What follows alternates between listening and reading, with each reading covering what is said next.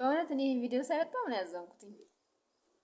በቃ ህፃን ልጅ እንኳን እናቱ ጡት አጥብታው እስከምትጨርስ ማለት 2 ዓመት እንኳን እስቲሞላው ከእናቱ ጋር መሆን ያልቻለበት ጊዜ ላይ ደርሰናል። በጣም በሚያሳዝን ሁኔታ ይቺ ልጅ ቅርብ ጊዜ ነው ክፍለ ሀገር የገባችው። እንግዲህ ቅርብ ጊዜ ማለት ነው። ግን ወለደች። ወልዳ ልጇን እንኳን የተወሰነ ጊዜ ማሳደግ አልቻለችም። እዛ ተመልሳ መጣች። በጣም ያለንበት ሁኔታ ልብ አላል ነው መሰለኝ እንጂ ከምር በጣም እኮ ነው የሚያሳዝነው። ያን ያህል ዓመት ሰርታ ወደ ሀገሯ ገባች። አረገዘች፣ ወለደች።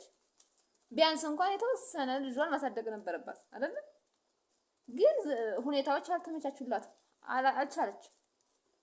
ስለዚህ ያመላት አማራጭ ገና ጡት እንኳን ጠብታ ያጠገበ ልጇን ጥሎ መሰደድ ሆነ ማለት ነው።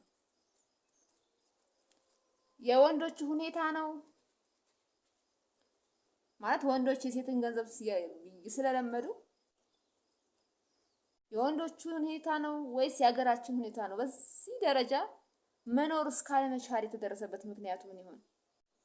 እናት ልጇ እንኳን 2 ዓመት እስከሚሞላው መጠበቅ ያቻለችበት የኑሮ ግዴታ ውስጥ እንድትገባ ያደረጋት ምን ይሆን? የሀገራችን ሁኔታ ነው ወይንስ የወንዶቹ ሁኔታ ነው? አላቅም እንጃ። ብቻ ግን በጣም ያሳዝናል፣ በጣም ያሳዝናል።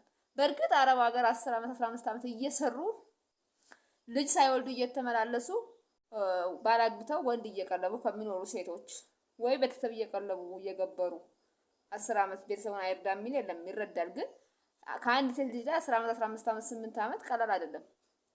ያን ሁሉ ዓመታት ላገባችሁ ለሆነ ወንድ ወይም ደግሞ ለቤተሰብ ስትገብር ከምትኖር ሴት ወልዳ የመጣች ትሻላለች። ቢያንስ ልጇን ነው የምታሳድገው።